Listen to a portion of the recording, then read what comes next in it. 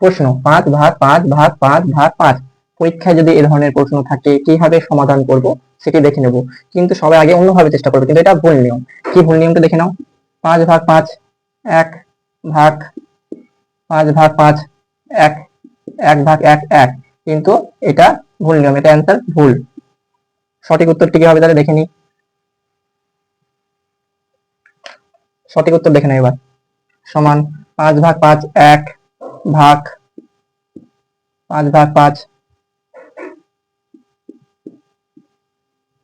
সমান, তাহলে কি এটা আমার কি ভাগ আকারে আছে, মানে উপর নিচ 1 উপরে আর নিচে 5 ভাগ 5।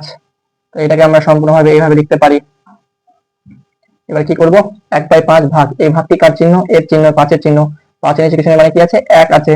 এবার এই ভাগটাকে গুণে করে দেব, 1/5 গুণ 1/5